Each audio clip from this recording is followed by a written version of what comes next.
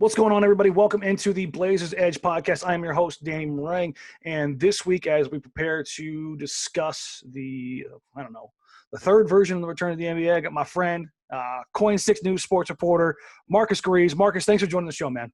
Man, what's up? I'm good. Thanks for having me on, man. I'm excited for this. This is something that, anytime I can hop on with my man Danny, Blazer legend, man, I'm going to do it. I'll take it. It ain't real, but I'll take it. So for those of you that don't know Marcus is I don't know, you guys like the Marines? Do you go like former Beaver, or do you like always a Beaver? Like what's the Well, I've had to adjust to the fact of, obviously I'm not a player anymore. So let's go former Beaver, because then, I do a Ducks podcast, Ducking Around here at KOIN. I do a Beavers podcast. It's called Beaver Smack. And so I try and be in the middle as much as I can. Obviously, I got to put away my bias and my, past experience. Mm-hmm. So let's just go former, man. We can work. Okay, we can go former Beaver, former Oregon State Beaver. And now you are at KOIN-6 as the sports reporter. Obviously, you said you cover the Ducks and Beavers, but also you're at Blazers games with fellow KOIN-6 sports reporter AJ McCord. So you've been around the team a bunch this year and kind of gotten a feel for how things are working around the team and the weirdness that is this season that kind of continues to hit now. We've already kind of touched on it. Excuse me, everybody. My allergies are a nightmare, so you're going to hear me sniffle. I'm going to try and edit out as much as I can, but I am quite literally about the worst case scenario I've ever been with these things. I'm trying to breathe normally. I am drinking energy drinks and caffeine to try to clear me up a little bit through the podcast, but it's going to be some sniffle-filled audio, and I apologize. But we've kind of touched on already over the last couple of weeks, like the return to the league, like what's going to happen, who's going to be where, who's going to do what. So I'm going to give you a few minutes, just kind of give your 2 cents, and so everybody knows kind of where you're coming from as far as should the league come back? Are you okay with how the league's doing things? And then we'll kind of progress into some of the statements and questions that we've heard from some of these phone calls and from the owners and from all the reporters. Okay. Yeah, definitely, man. I mean, in my opinion, I think obviously if the NBA is going to come back, obviously, like you said, you got to make it safe. You have to make it so there's a fair chance for the teams that are going to be there. There's going to be those questions of, if some teams are going to go there, like Dame said a couple of weeks ago, why would I go there if I don't have a chance to go to the playoffs and this, that, and the fifth? So I kind of like the format that they have right now. I just like the fact of the teams have a chance, right? And especially with a healthy Blazers team, that's something that I don't think a lot of people really think about is, you get a healthy Blazers team back, and you know for a fact that they could catch the Grizzlies, because what are they, 3.5 games back? Was that it, if I'm correct? I think it was 3.5 games back. And you know for a fact, if you're the Lakers, the one thing you don't want is a fully healthy Blazers team with Damian Lillard having a chip on his shoulder. I mean, as honest as that gets, man, I mean, I don't like to always say it, but, I'm a LeBron fan. I've always been a LeBron fan, but this is coming from the LeBron fan of, I would not want to play Damian Lillard, full strength Blazers, him with that chip on his shoulder. We've seen, time and time again this season what happens when you talk smack to Damian Lillard, when you're like, listen, Dame, the Blazers, you guys just don't have it right now, right? You guys aren't the same team as you are last year, whatever excuse and whatever people say. And then Dame, obviously him being as real as he is, he says, listen, man, like, all right, then that's what you want to talk. If you want to talk like that, then all right, I'm going to make you pay for it type thing. So I do like the setup. I like the fact that the Blazers have a chance. I like the fact that other teams like the Pelicans, Kings, and obviously the Grizzlies already having that 8th seed, that they have that, that chance to, make a playoff push and things like that. So I think the setup is good. The location is good. As far as it being tough for the players, I definitely feel for them, man. I mean, what is that going to be? They said like 3 months of you being in Orlando. You can only bring a certain amount of family members and things like that. That's going to be tough. That'll take a toll on them because, obviously as much as we see them as, these superstar athletes, they are still people. So it's like spending time with your family and having some downtime with them is really important for a lot of these players. So I like the setup. I think what they're doing is the right thing to do right now. But obviously, Danny, and you'll probably bring this up eventually, is with all this civil rights movement and things like that, things might change as they should. So that's kind of my 2 cents with how the NBA is going right now, with obviously in regards to the coronavirus stuff. All right, so I'm going to pivot here because you touched on something, and it's something I've talked about on Twitter the last couple of days, and it's kind of ruffled some feathers. My basic concept of the bubble and the players coming in and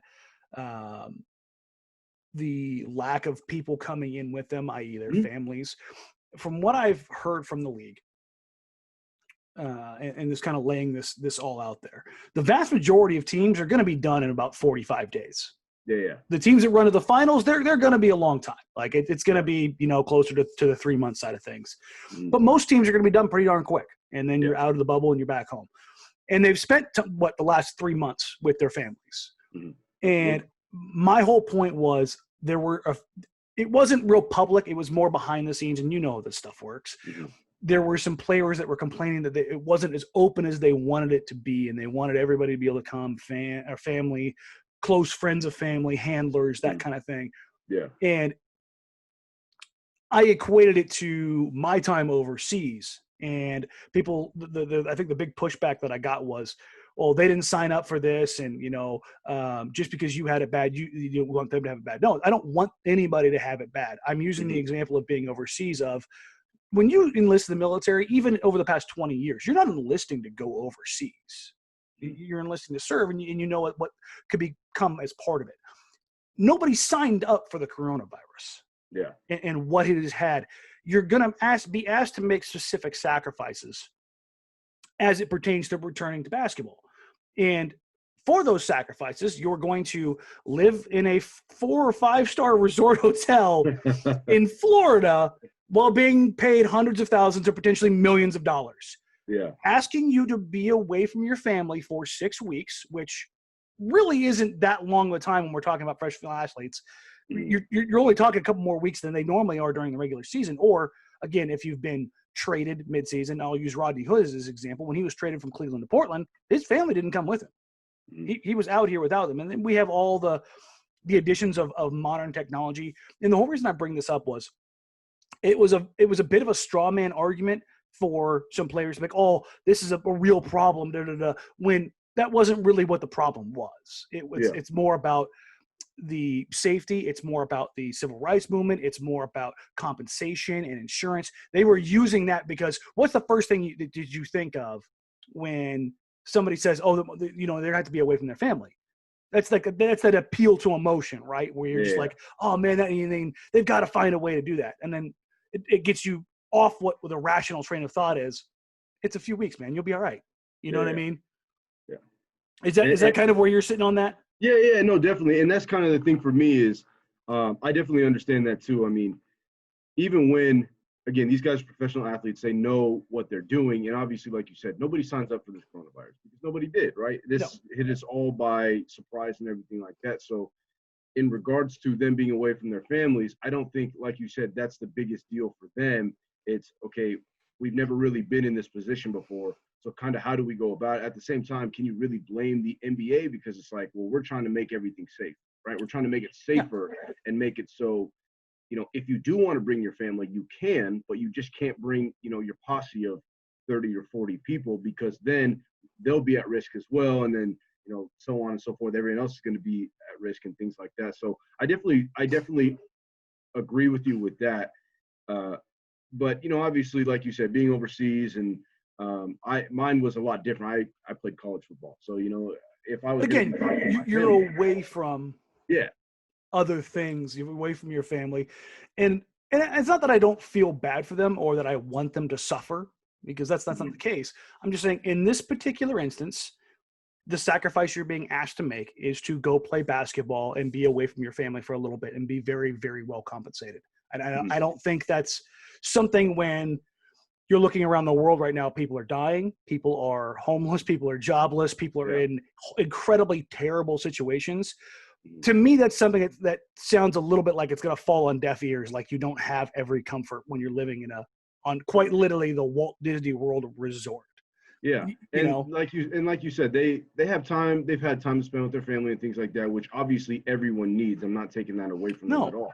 But I'm saying this is it was kind of like a nice break in the middle of things that were going on and things like that. So the NBA season kind of got another break, right? Because you have the All-Star week and stuff like that. And then you get the, what are we on, month 4 or 3? It all blends together, man. Yeah, at this point it all does. But, they have this nice break in the middle where they did get to spend time with their family. So if they are going to come back and play basketball, they would want it to be a certain way the NBA would, which makes sense, right? And so, like you said, 6 weeks away, for the most part, maybe a team like, the Lakers or the Bucks. The Lakers Clippers. or the Bucks are going to be there a lot longer. So, you feel for those players. But for other teams that are probably only going to be there for a week or 2 or something like that, and then basically come back home, I mean, that's where you can't always please everybody in a way, right? So if you want the NBA back, you're going to have to follow the guidelines to have the NBA back, right? If you don't want it to be back, then I guess you don't really have to complain about it. You don't really have anything much to say about it because you gave your opinion. You don't want it back. So you can't accommodate to however many players that they're going to bring, however many teams they're going to bring, with how many people they're going to bring and things like that. I mean, they have to keep it safe somehow. So I think it's the right move for them to do. And I completely understand where the NBA is coming from in that instance, because, I mean, there's not really much you can do, especially in a time like right now where there's, a bunch of crazy things going on in the world. So it's almost like you do this for a living, because there's a nice little progression and transition here into the whole idea of, let's put the framework in place for those who maybe don't understand everything. I put a little bit of this out on Twitter last night. If you go back through my mentions, there's a 10 tweet thread of just general stuff that I think some people maybe don't understand. And that is, nobody is being forced to go to the bubble. That is not something that is happening. I've seen a lot of people say, I want the NBA back as long as they aren't forced to go. Nobody is being forced to go. If you opt out for safety concerns, you are allowed to stay home. That is something that has been conveyed across the board. That's not something that's going to happen. Now, does that mean you are going to get paid? No. I mean, yeah, you're not going to work. You're not going to get paid. And some people will see that as, by way of forcing. No, just the same way you don't have to force yourself to go to work right now. And there are options out there for you otherwise. This is the same is true here. Whether it's for safety concerns or for, as we hinted to at the beginning, civil rights, or a number of other reasons. The NBA is not going to force anybody, because the look that would give them on just a PR level alone, let alone the actual real reasoning behind things. This is not a league that does that to its players. They can't. They remember, I mean, it's, hashtag this league, and how much they want to be player centric and player focused. And that's a good thing, even if it is just looking at it from a marketing, branding, PR standpoint. But nobody's being forced to go. Yeah, exactly. And that's the same thing is, like you said, nobody's being forced to go. So if you really don't want to go and you don't really have an opinion, you're like, I just don't want to play. I would rather spend time with my family. No one's going to sit here and say, that's a bad thing. Spend time with your family. If you are one of those people that are saying, I want to focus on the civil rights movement, then you can do that, right? And the list goes on. And whatever your opinion is on either matter or any matter in regards to the NBA returning, you have that opinion. You have that right to your opinion. So that's what I'm saying. The NBA has done a good job of not saying, hey, listen, you have to go to Orlando. And if not, then, I don't know, you're going to be kicked off the team or something, or you're going to have to face, disciplinary, consequences or something. But they don't have to, right? It's just giving them the choice.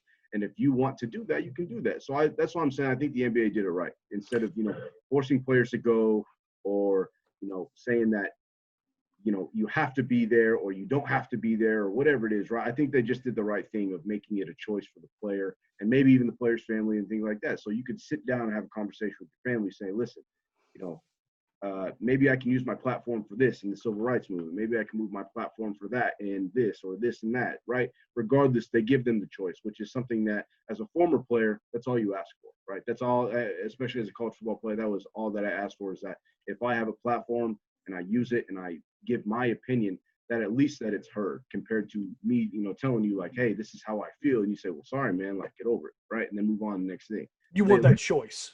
Mm-hmm. Speaking of that choice, Kyrie Irving and Dwight Howard, among others, have spoken out. There's a lot at play here, and I want to kind of set the table here. Depending on whose report you read, Shams, Woj, or Haynes, you're going to get 3 different versions.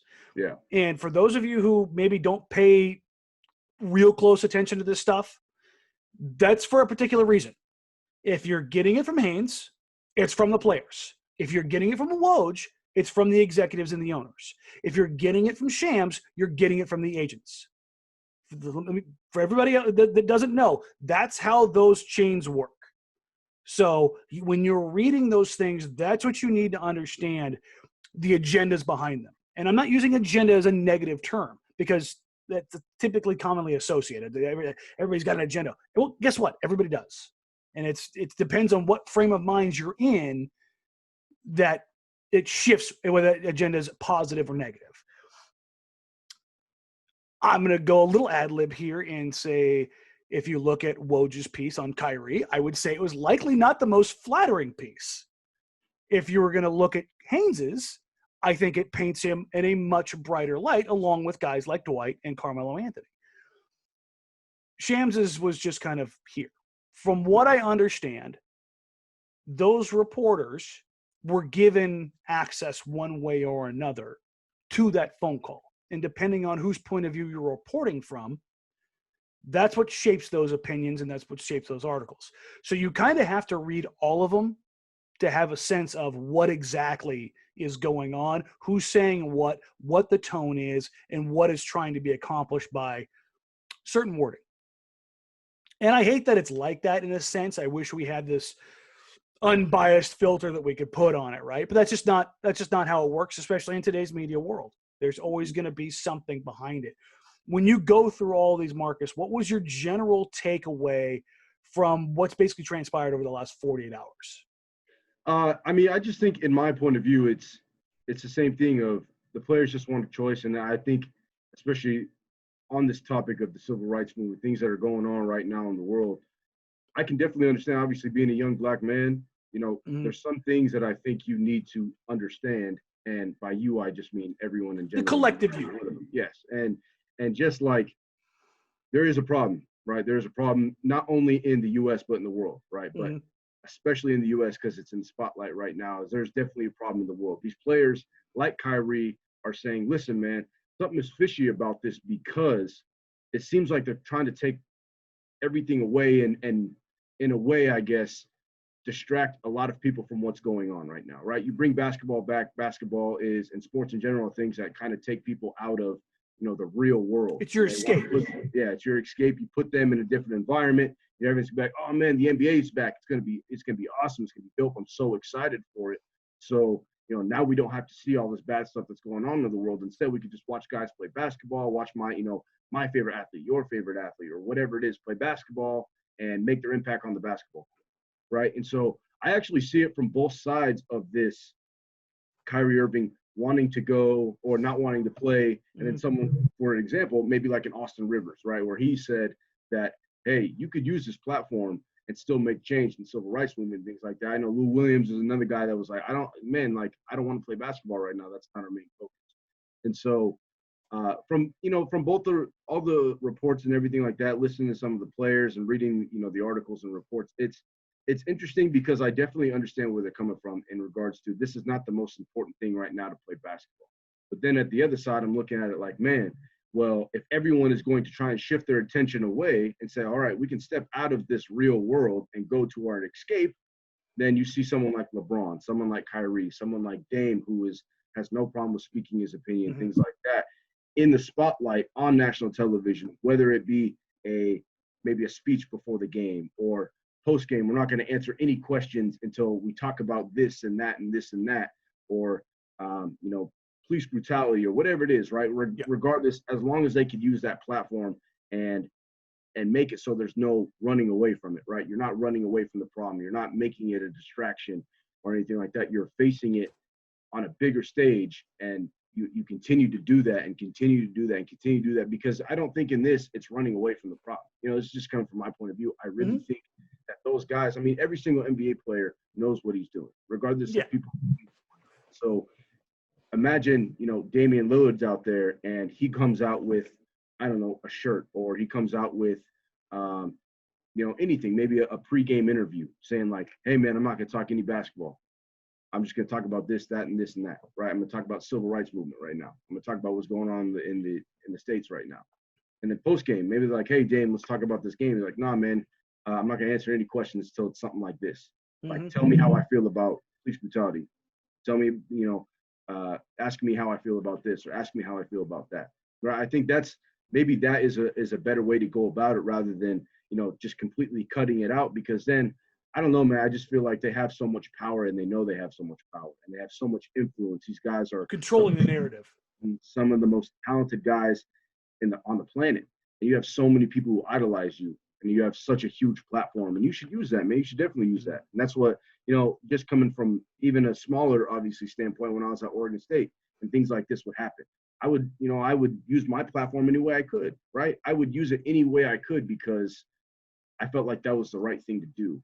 And, football for me was an escape a lot of the time, right? It was the same thing for everybody else. But I felt like when I was on the field, before the game, after the game, I would do everything I could in order to make sure that whatever point I was trying to be made was heard. And I think this NBA players could do the exact same thing and have it make a huge impact. And whether it be with charities, whether it be with, like I just said, post game, pre game, T-shirts, whatever it is, even the announcers, for a good example. The NBA is really smart, and I think both of us know that, and they are willing to do, like you said, what the players would want. So imagine if someone like LeBron is like, listen, man, I want to, say the Lakers and Blazers are playing against each other. Say, both Dame and LeBron go to a podium before a game and say, listen, man, yeah, like joint statement, this is how we feel, right? They both come up with their thoughts, opinions, or whatever it is, make their statement. Then, during the broadcast, you have, the guys from TNT, you have, Chuck, Shaq, Ernie, Kenny, all those guys talking about that as well. It can go on and go on and go on. I don't think we could, people could run from it at that point. Yeah. I think they're going to keep throwing it in people's faces until they're finally willing to listen, finally willing to understand, because they should, because it's a real, it's a real problem in the States. So, that might have been a little longer answer than you needed. That's perfect, man. That's exactly what, that's what this is going to maybe irk some people. There's not a lot of young black men that I can bring on this pod to talk about these things. I'm a mid-30s white dude living in the whitest major city in the country. I'm not going to speak on these things. I'm going to ask questions. Mm-hmm. And not just here, but before we were sat down to record. I'm reaching out to players. I'm reaching out to media members, young black men who have experienced these things in a way that I never can, never will, no matter what I do, no matter what I know, to understand who, what, when, where, how, why. And when Kyrie asked that, or said that they should not play, my first thought was, really? Is that how players feel? Mm-hmm. And I started texting people, hey, texting players, texting media members. Hey, where do you, and the most common response that I got was this: I understand what he's saying. I want to play. If they say that, we all come together and we decide that we're not going to play, I will support that. But ultimately, I would like to play. I think everybody wants that bit of normalcy, and not to distract from the movement, not to distract from Black Lives Matter, not to distract or pull anything away. I think in their own personal space, they want some sense of normalcy to return. Mm-hmm. And I think that's a very, very natural thing. In the next question that I have been asking over and over and over again, and not to specifically get an answer, but to just kind of get the wheels going on it, because I don't think anybody has this answer. Because if they did, we'd know one way or the other which way things are going to go.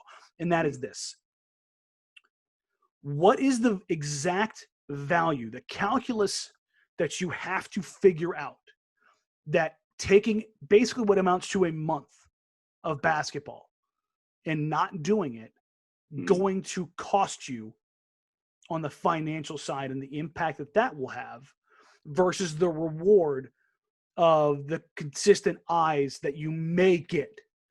And I'm not saying that as a negative. I'm just saying that that's an unknown value. That's an unknown quantity of, if they didn't do anything, what is the tangible thing that you can measure and say, yes? Because when you're going to sit down with your 400 union members and you're going to put this to a vote, which is likely going to happen now, because as we've heard things spoken about, like there's been some unhappiness about things being pushed forward without getting a bigger vote. Mm-hmm. And for those wondering, the NBA union is different from your regular union. The stars have more power. They drive the league. So I don't think you're going to get the entire rank and file involved here. But it's probably going to trickle down more than it typically does in a vote like this. The flip side is you can measure, the actual tangible dollar value of not playing. You know exactly how – you're talking about 35% of their salaries. Poof, gone. So the question you have to ask yourself as an NBA player, which I'm sure they're all looking at right now, is the net gain worth it to sit out and keep things going in a way that they see fit to give that money up? And that's where Portland Trailblazers, CJ McCollum, on those calls was reminding everybody, this is X. This is what you're going to lose. Mm-hmm. And that's the financial responsibility. That's what he has to do as a vice president. Hey, guys, if you don't play, you're going to lose 35% of your income, and we're probably going to have to shred up the CBA. And we're probably not going to get as good a deal going forward. And I think when you hear Kyrie say, I'm willing to give it all up, I think it's easier for a guy like Kyrie. I think it's easier for a guy like Dwight Howard, Dwight has career earnings that are surpassing 99.9% of the rest of the league. Yeah. Kyrie's on a deal that's much bigger than it was before. To the rest of the rank and file, that's probably a harder ask. And I'm not saying that anybody's better or worse, and I'm not saying any option is better or worse. I'm saying we have the known quantifiable variables of what happens if you don't do it. Mm. What I'm wondering is, in your mind, when you look at this, how do you measure the net gain of not playing? And you can't look at it necessarily in a vacuum, because what happens a month after the NBA, the NFL? Yeah, it's the football season. So your window is limited, because unless you can get the NFL to also do the same thing, the eyes will just deflect from the NBA and go straight to the NFL. Exactly. So you're looking at it from that. I'm not asking you to say one's better than the other, because I don't know. That's why I keep asking the question. Mm-hmm. But when you're looking at this and you're like, I see both sides, what are you looking at as far as how you can put those on the scale and say yes or no to one over the other? Mm-hmm. Yeah, definitely. I mean, obviously, I think when it comes to the money instance, as in you hit it on the head. When someone like Dwight Howard and Kyrie Irving, when they speak out saying, man, Kyrie's like, man, I'm willing to give it all up. I don't need all this money. Yeah, you don't need all this money because you already have how much money? You know what I'm saying? Yeah. And yeah, you could be fine. And then Dwight Howard, same thing. I don't need this, but you already have how much, right? And so there's people who play the game, again, like I was saying, because they want to use their platform and they want to use it in the right way. I think a lot of the time people forget about that, because every time you talk about I want to play, they're thinking it's to distract from everything else as well.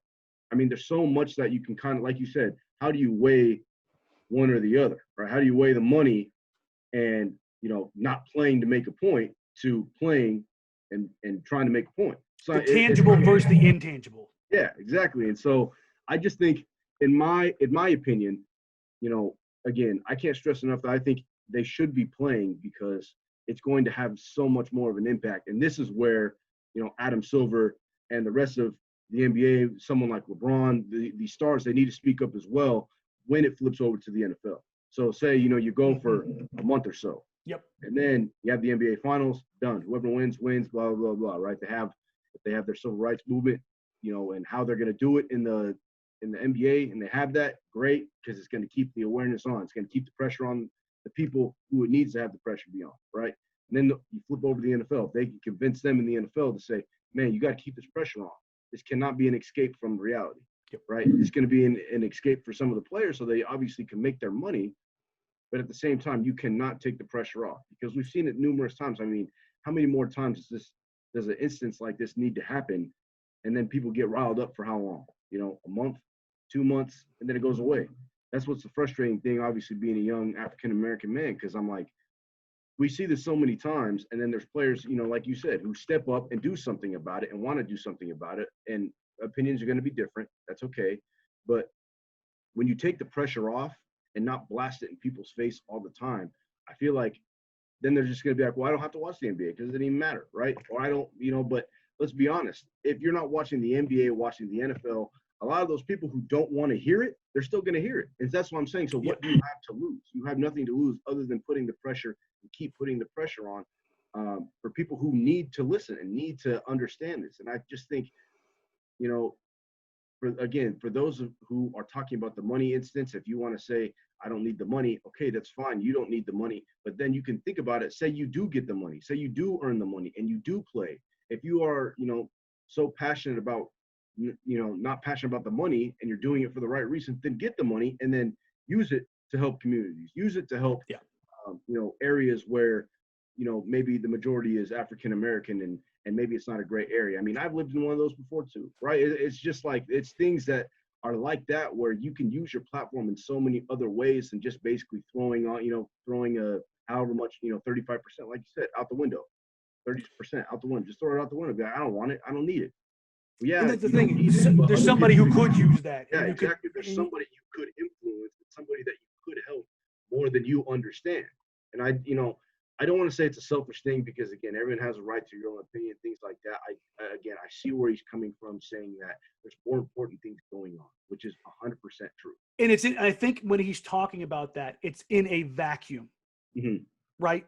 And if there was no other eyes right now, let's say this is the middle of the summer or beginning of the summer and the NFL is not coming back, the MLB is still fighting, NHL doesn't do anything, and you could basically hold what turns into a sports blackout, I would be more on that side. And then I'm not saying that he's wrong. I'm just saying for me, I could understand that motivation as far as like a successful tactic. And not that it wouldn't be successful if they did it the way that it is right now. I just think there's a limiting success factor because of outside influences. And I think you can mitigate those by having the season. And it's not because I want to see basketball. I'm talking about this particular issue. We're talking about the livelihoods and rights and beliefs that all men are created equal, regardless of your skin color. That's a fundamental truth and should be an exercise fundamental truth. I don't care about the basketball side of things. I had somebody say that, you know, I'm just trying to get my checks. Guess what, folks? I've already been cashed out for the season. I'm paid. I'm not worried about that. Okay. Yeah. So my point is, and I don't even need the distraction right now.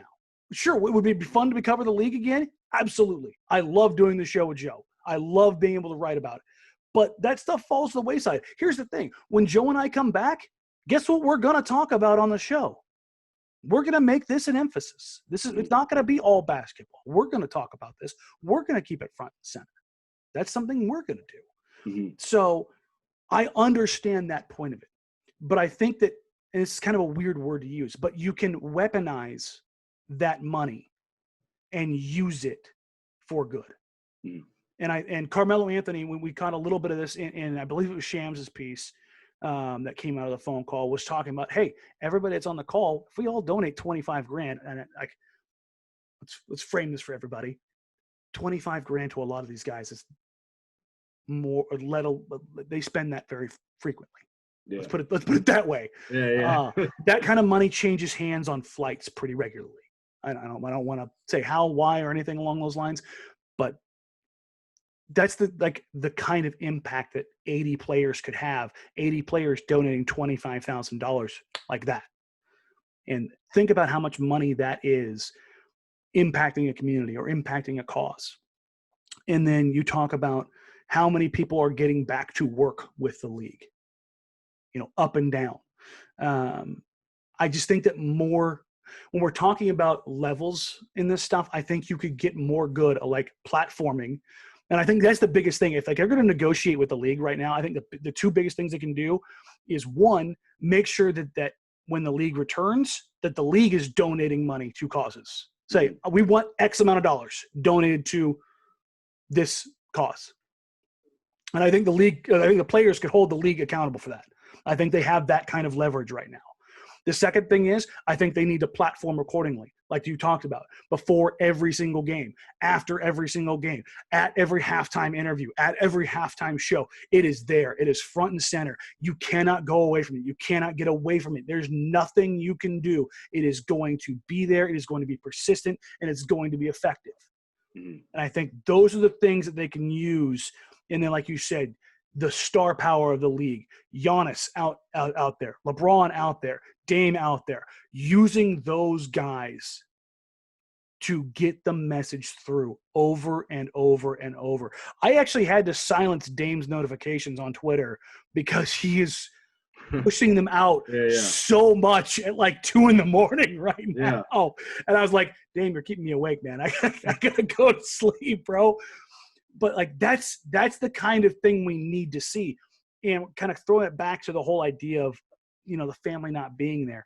That could be a blessing in disguise because their whole livelihood would be basically the movement and basketball. The movement and basketball. If you're not hooping, you're pushing forward. If you're not pushing forward, you're hooping. You know what I mean? Like there's only, I know there'll be the Disney resort, but it's one of those things where, and I'll kind of use the deployment analogy here again. When you're overseas and you're in a war zone, you work, you eat, you work out. You work, you eat, you work out. That is the only rotation that you have. You get your 1 day off every 2+ weeks. You go get your haircut, you go get your massage, and then you go back to it. And it'll be the same kind of controlled environment. And I think it, in a sense, it could be a blessing in disguise. Mm-hmm. Yeah, I definitely agree with you too. And I just think, like you said, just to maybe put my, end on the convert or on this topic is just like, man, you have the platform, you have so many pieces that you can use. If people want to be a part of the movement, again, then they can do that. It's the same thing of these players, they have so much power. They have so much leverage. Like you were talking about where, yeah, maybe if the MLB, the NFL, hockey, everything, if all of them blacked out and said, man, we are not going to do this. We're not going to play until we address this the right way that we should, then I think that would have a bigger impact compared to that money that some players are willing to throw away because they're looking at it like that's just going into maybe, owners' pockets and things like that. But you can kind of take that money and you can do so much with it. I mean, imagine some of these places like Dame has talked about and like a lot of these players have talked about, like LeBron, for instance, where he opens that, that I Promise school. Yeah, like what he's done in underprivileged areas in Akron. Mm-hmm. If you've never been to Akron, Akron is a hellhole. Yeah, I'll just say it flat out. It is a very awful city as far as infrastructure and support, and being able to get out of places like that is difficult.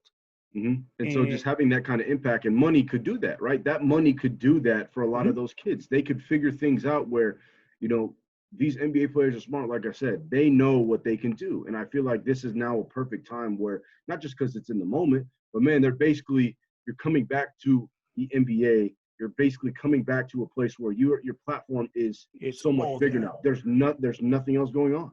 There's going to be nothing else going on your platform. There's going to be so many more people watching this and watching what you do, the things that you say, trying to understand it, things like that. So you could take that money and make an impact somewhere else where, instead of just throwing it out the window and saying, well, man, I just don't want to play. And then, I'm just going to keep doing what I do. Because I mean, honestly, I'm not saying that it does not affect them, because it does. It really does. Like you said, it does. That's, it's their earnings. It's their money, right? They've earned the right to make that money, which is true. But I'm saying that you see someone like Dame who's willing to go out to a Black Lives Matter protest and not just be ready for the season to return, but be willing to, as people will say, be in the trenches, right? And being on the front lines and those kind of things. Where you got a Malcolm Brogdon, you get a Jaylen Brown, you've got young black men, you've got older black men who are the face of this league now and in the future. And that's where I just think that if the NBA would return, they would do the right thing. I really think that they would, because Adam Silver and the NBA in general, for the most part, they understand, and they're always willing to understand. So like you said, if players would go out and use whatever platform they want to use and however they want to do it, construct it so you cannot go away from what's happening. Yeah, it is in the face at all times. I think that would probably be the best option to go back. And I think you and I are eye to eye on this. The flip side of this is, if Kyrie, Dwight, Lou Will, those guys, if they had something, or if they have something that I'm not seeing, that you're not seeing, that provides that additional context, or let's say they got the NFL players to buy in as well, which, I mean, that would be, you want to talk about a sweeping, just, I don't know the word for it, just shock. Yeah. I mean, if the player, I mean, because you talk about unions and the players, the NBA union is much stronger because their deals are guaranteed. This is why you don't get strikes in the NFL. Their deals aren't guaranteed. But if they were able to do something along those lines, then I think the framework for a situation like that would be hard to turn away from. Oh, absolutely. And then I could see players be like, okay, let's do this. Let's sit this out. Yeah. Yeah, I definitely agree with you. I mean, like you said, some deals are guaranteed, some are not, right? NBAs are, NFLs are not. If you get the NFL, which in my opinion, the NFL dominates all. Everybody watches the NFL. Yeah. So if the NFL is willing to do that, then yeah, man, I mean, if the players in the NFL are willing to do that, then absolutely. I mean, I would 100% understand where they're coming from. Yep. But, just to have a couple – basically what amounts to a month to 6 weeks of media control. Yeah, and I just think it would be such a good idea. I really think that things like that would have a bigger impact than, like we've talked about, again, just not sitting out. So, if they could do that, then definitely. If not, then, we're going to have to find a different way to go about it. I'm gonna do the hard pivot away because this is a good discussion, but I don't think we're gonna get anywhere until we know probably for the next 72 hours or so. I expect we'll probably have some next steps resolution as the players and stuff are meeting over the weekend and phone calls are taking place. But I don't know. I think this is a good discussion to have, and I appreciate you coming on to talk about it. I'm going to do a hard pivot here and do the terrible thing and go away from a topic that really needs to be addressed and continue to be addressed, and pivot to something to one of your coworkers asked. Were you wearing shorts or sweats for that studio pic that I posted? Man, it was I was wearing sweats, and what got me too was with that picture, I used that as my back. Obviously, when you get in media, you have an official Facebook page where that, it's not your own personal page. It's just what you're going to post your work on and things like that. Mm-hmm. I didn't know because, when you're cropping something out, especially on Facebook, I figured, okay, I'd crop out the top half, right? So it looks like I'm just in a suit. So I posted on my page, and then my boss was like, hey, did you go check, why'd you post this picture? I was like, what are you talking about? I got a nice haircut, wearing a suit. What's the problem? And she's like, well, it shows you the full thing. Shows you the full picture. And I was like, huh? It shows the full picture? And I went, and I was wearing I think I was wearing Air Maxes, no socks. The sweats were too short. So my ankles were showing, everything, man. It was a disaster. I was like, oh no. And then, when Adam said that, I was like, Adam, man, you're exposing me here. You're Shout out Adam Bjornsson. Hey, listen, you're still better off than I am. I've worn shorts on live TV. And I had this is some people don't know. I had a blowout in the pants. Oh no! And I had a backup pair of cargo shorts because I can't remember. I think I went camping or I was going camping that weekend. I just happened to have them in the car. Yeah. So I've actually we actually designated a camera that we don't normally use. It was off to the side, and we actually pointed it down at my legs so we could go to leg cam. At any given time. So I've actually worn cargo shorts live on TV. So I can't criticize you too much, man. Hey, that's what Adam was saying was that, man, sometimes it's just how it is in TV, man. You have to make do with what you got. And Adam said he was wearing he was wearing baseball pants and something like that. And then he was, he made it to his if we're working from home, we're not wearing pants. Oh yeah, for sure. That's 100%. When I do this right now, I'm wearing basketball shorts. 100%. Every single show. And I have the sweats on. That's what I was asking you before we got on this. I was like, hey, man. How zoomed in are we going to be? What are we wearing? Do I need to, change my shirt?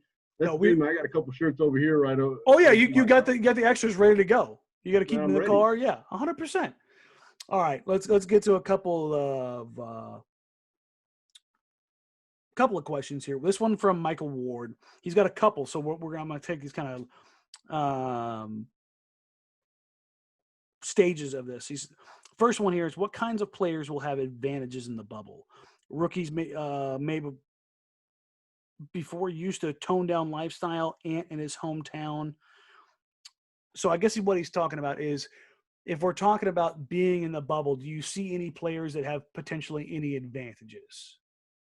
I don't think so. I mean, I think I don't really see how you could have an advantage. I mean, maybe obviously someone like Ant, if you're, a couple blocks from home. Yeah, because you're got home cooking from mama. Yeah, maybe that's it. But that's the thing too is where it led us to that first point that we made. I mean, if it's in Ant's instance, he's not gonna. You can't have all of his friends, all of his homies. Everyone can't show up. So, I, in my opinion, I don't really see how you could have much of an advantage. I wonder. This could be a general thing here. How well a young single 22, 23-year-old man.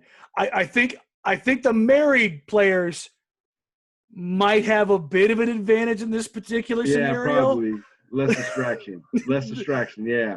You know, you're probably used to a particular lifestyle on the road that may not be afforded to you at Walt Disney World Resort. That's the only I guess the only potential advantage I could see maybe an older married player might have.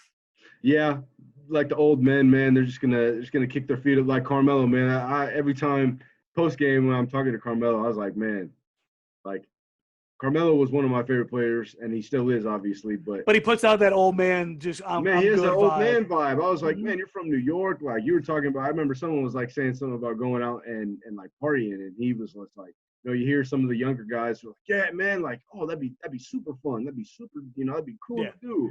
You see Melo, he's like, man, I'm tired, man. I'm going home. I was like, man, it's 10:30. You used to live in New York, bro. People don't even go out in New York till like 1 a.m. Yeah. Like, what are you talking about? He's already in the tub. Like, nah, man, I'm going home. I'm going to bed. So. I can respect it though. I can respect. So maybe you're right. That might be the advantage that I can see is that less distraction for the older players. You know, maybe some of those swing players or something like that. They're probably gonna have the time of their life, man. This could probably be something they haven't experienced yet. So they're like, man, we got to go to, you know, obviously Orlando, nice hotels. We're gonna be, you know, in a way basically free because most of those swing players probably won't play. I think so. Yeah, and the other thing is maybe some of these people with families, these players with families, are going to be okay being away for a little while after being cooped up for 3 months. Yeah, and I think I watched Dame's trade-off. Instagram live. It might have been like a month ago or something. Mm-hmm. And you could tell my man was bored. He was sitting there like this. Get me out. And like he just would get on Instagram live for hours and hours and hours because I'm like, man, he must be really bored. People would ask him like, Dame, you've been on Instagram live a lot, man. Why? And he's like, man, I'm so bored. Like I just play the Xbox sometimes. Click it on.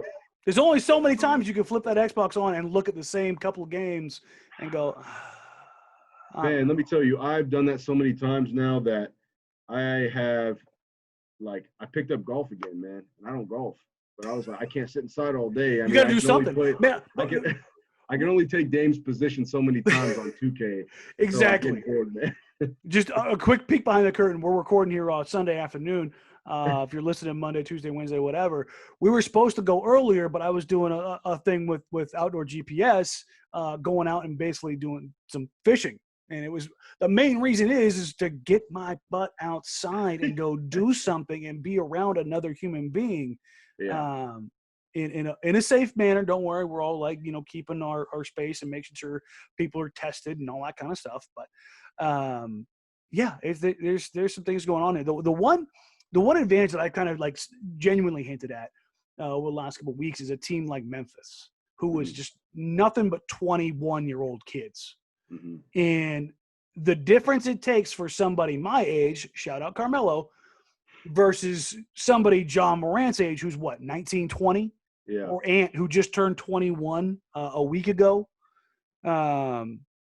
It's hard for me to think it wouldn't be a little bit easier for a very young team to ramp up and be ready to go versus perhaps an older team like the Lakers, like the Clippers, who maybe are going to take a little slower approach to it and try to peak right as the playoffs start, use the first 4 games as kind of maybe warm-up games, and then the next 4 games you kind of amp it up a little bit more and make sure you're ready to go. Mm-hmm. Best way I can describe it is this. I remember playing freshman basketball. I played varsity. There's a difference between running out on the court as a freshman and then running out on the court as a senior. When you run out there as a freshman, you're hyped, obviously. You're excited. Pinging. In this instance, Memphis, we'll call them the freshmen, where they're running out, they're excited, they're hyped. Fresh legs, man. You get out on the court, you're running around, you're like messing with each other, pushing each other, just joking around, things like that. Then you look at some, like you said, maybe a team like the Lakers and the Clippers, which will be my senior year, where I obviously started varsity basketball, but man, those warm-ups I would have to go out there early. early because I had to stretch. I had to do everything. And that's the same thing even when I played football and I was running out as a senior of, man, I had to get stretched before practice. I did hot tub before practice, which I know isn't good for you, but I had to warm up my old man legs. I was doing extra stretches. I had to like run like half a mile. I had to do light weights. Like I was like, man, I had to do everything I could just to be ready to go out to practice, you know, and then don't even get me started on game day. Game day was like a 4 or 5 hour process, right? And that's the difference is that you see those teams that are older, more experienced. Yeah, that's good because they have that experience. But freshness and just, I guess in a way, youth will kind of do something for you, right? The Lakers don't really have too many guys where they're just like those young Energizer bunny type guys. Like Kuzma's young, but he's an old young. Yeah, and that's the thing is like John Marang. You see him, man. He's always bouncing out of the gym all the time. So I think that might be a true advantage. I would say that. But then at the same time, like we said, experience. We've seen it already with LeBron. There's something when you go to the NBA Finals 9 times in a row that experience is something that you can't really, you can't coach that obviously, and you can't be prepared for that. You just have to experience. I mean, the only thing that's really stopped him has been his back when he's cramped up, and it's only happened a couple times. And for a guy that size to play as many games, as many minutes, and as much pressure on him to play in that manner, it's pretty nuts. We got another question here along the same lines. Vinny Blazers are playing one-on-one, how they're kind of getting ready. So for everybody wondering, everyone has been cleared to resume basketball activities, but there's still social distancing at the practice facility. One-on-one physical contact has not yet been authorized by the league. That's supposed to happen here in the next couple weeks. CJ McCollum has, even though he's a bit of a germaphobe, as he's made known, when the coronavirus, COVID-19 first kind of came around, he was like, I'm not signing autographs. I'm not doing this. Sorry. He's also advocated over the last couple of weeks for the league to allow one-on-one smaller group contact to begin earlier, so to mitigate injury concerns. Because you need – it's kind of funny when you think about this as far as the bubble is concerned. These players are not going to be allowed to sit at a table and eat together, but they're going to be on a basketball court, chest to chest, sweating all over each other. It's like, I don't know, guys. Maybe we can just tighten the bubble up around the players and let them be, considering they're all going to be playing together anyways. Yeah, which there's something about just having some live gameplay, I guess, like you can only do so many drills that are going to push you so hard and get you, they'll get you in shape, they'll get you right, get you prepared. 7-on-7 doesn't work for you all the time. You got to Oklahoma. Yeah, you got to say, that's what I'm saying. Sometimes you just got to put the pads on, man, go straight downhill as hard and as fast as you can. Same thing in the ABA. Sometimes you just need kind of that physical contact and sometimes just that competitive edge and that competitiveness to get you ready for the playoffs, where like for a team like the Blazers, man, I mean, it's kind of do or die, right? They got to ramp go. They've got to come in running. They can't be like maybe a team like the Lakers or Bucks might be as far as trying to make sure they're peaking. The Blazers need to come out pegged. Peak. Yeah. Exactly. And I think that's why if we're talking about Damian Lillard and the Blazers and CJ McCollum, you're trying to weigh these different things in concern with safety with the coronavirus, but there's also the safety of injury preparedness. And you can't simulate live action without going live action. And so you've got guys who are returning. You've got Yusuf Nurkic, who hasn't played live action game time basketball. Now he's scrimmaged. For those of you that aren't aware, he did scrimmage before all this was happening. You have to go through those live practices with the Blazers before you can return to the court. And that's what Nurk was doing before the season shut down. Zach Collins is, from what I understand, going to be cleared and have 100% as soon as basically the league resumes, the official resumption, because we haven't gotten any actual official word because no announcements are being made by team because it's kind of a moratorium right now. The only Blazer who still has actual restrictions right now is Rodney Hood. And we saw Rodney Hood 2 nights ago, who has told offline folks in the media that he is ahead of schedule. He is progressing well. He's shooting jumpers right now. That is a fantastic sight to see. I'm thrilled. The advances in medicine as far as the Achilles is concerned is insane. This is what used to be a career ender. And now he's out here already shooting, and we're what? He got hurt late December, so we're 6 months out. Yeah, That's which is super phenomenal. impressive. I mean, and that's the thing is that when you saw the injury happen, I mean, you know what it is. When You and I were there. Happen, We both looked like, you got to be kidding. Yeah. I was like, man, it was a tough one. But that's the thing is, like you said, the medicine, the training staff, just the fact that he can come back and be, which kind of shows how in shape his body was already. Yeah. I mean, I know you're a professional athlete, but this is, again, This is a ruptured Achilles. Coming from a former athlete, I've had both shoulders redone twice, both ACLs and meniscuses, and both ankles redone from fractures. So I know that if your body is in good shape, then you can come back a certain way and be just good, if not better.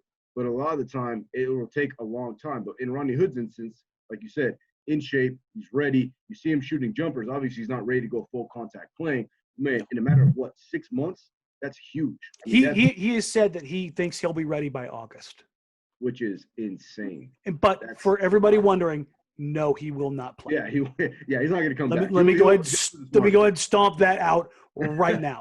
Rodney will not play. That out the window. That's not going to happen.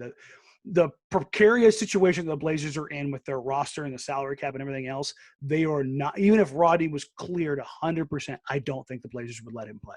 Mm-hmm. You need to be on this. And it's the same thing. Well, it's not. It's not the same thing with KD. I honestly think KD should play. Yeah. He's going to be like 400 plus days removed. Yeah. From the injury. I mean, this might be a little off topic, but that's okay because go. I'm just a little. Something's off about the Nets, man. In my opinion, something's a little off about them. It's that maybe KD and Kyrie. That maybe they're waiting for, offseason. Obviously, you can pick up free agents, whatever it is. Mm-hmm. There's just some off that it seems like they have like a bigger plan. I know that they. They're already trying to get to next season. That's the thing. It's like This season was a write-off to begin with. Mm-hmm. That was always the case. They don't. It's like that's the thing though, is that they don't even make it like a secret. Like you can tell because, KD, like people say, KD could play. I mean, realistically, I'm sure he could. He probably feels great. I've heard through the grapevine that basically he's been good for 3 months. Yeah, but man, you just got to be ready for next season, and obviously gonna try and get that third star and things like that. But I just have to throw that in there because I think it's funny when people don't really understand that and don't really see it. I'm like, man, it's weird. So blatant. No, and I think you can say the same is true about the Warriors this year, where in the past, oh my God, tanking's terrible. And the Warriors are actively just throwing G League rosters out there. Oh yeah. So it's okay as long as it's not a team doing it for whatever reason. It's they pick and choose and they just kind of go from there. Yeah. But I want to wrap this back to the Blazers, and there was one other question that was on here, and I don't know if I didn't mark it or he deleted it, so I guess we'll just get back to it. When you look at this Blazers team and the situation that they're facing, how do you think this ultimately goes for them? In my opinion, like I said at the very beginning, a Dame that is coming out ready to play. To be honest with you, I don't know if there's another player besides maybe a LeBron and maybe a Kobe in my generation. This is my generation of watching basketball. That if you get certain guys in certain modes, I would want nothing to do with them. LeBron being one of them. Obviously, we saw what he's done numerous times in Game 7s against maybe the Celtics. A good example. Kobe Bryant, we already know Kobe Bryant had that Mamba mentality. The whole Mamba mentality thing where he's willing to do anything and everything. Then there's something about Dame where he has the same thing and he has, in a way, both of those mentalities that I think you see it just like that first game against the Lakers, obviously when the tragic accident to Kobe Bryant happened. And a lot of people see that as, maybe the Blazers are going to roll over and just kind of Let's set that scene real quick. Mm-hmm. The night before, because it was on a back-to-back, every single one of us, you, me, every beat reporter, every TV anchor, every sports reporter, every person I could talk to within the Blazers organization, what did we all say? Yeah, Portland is going down there and they're going to get waxed. Mm-hmm. Absolutely. Everybody thought it. Mm-hmm. Everybody. Yeah. And it's not a shot at Portland or the Trailblazers or Damian Lillard. It was, how the hell can you overcome that? Mm-hmm. And that's exactly what I'll lead to is the fact of that mentality that, and I mean, he said it, obviously, you can't say it on this podcast, family-friendly podcast, hits a three, says, yada, yada, yada, right? You see it in the camera and on TNT camera, but you just see the competitiveness in his eyes. And there's people, when you get them in that mode, a lot of you guys have watched the Last Dance documentary, same thing. And that's where I'm like that right there is the perfect example of that, Mamba mentality, Michael Jordan, those LeBron Jameses, where you get a guy in a certain situation where his backup is up against the wall and he's going to prove you wrong. Damian Lillard is literally that guy. I've met there's things sometimes like we said, man, we've been sitting there at the game. Sometimes we're watching like this, and Blazers might be down by whatever. They're maybe they're playing bad or something like that. Maybe they're just kind of in a funk for a couple of minutes, and you're like, man, this could get ugly. I'm saying the same thing, like, oh man, this might get ugly if they don't pick up their game. And then all of a sudden you'll watch Dame. You're like, man, they need some sort of momentum. He'll take a dribble across half court, pull up, guy in his face. I'm like, dude, what? I was like, whoa, what are we doing? And then he drains the three. And I'm like, okay.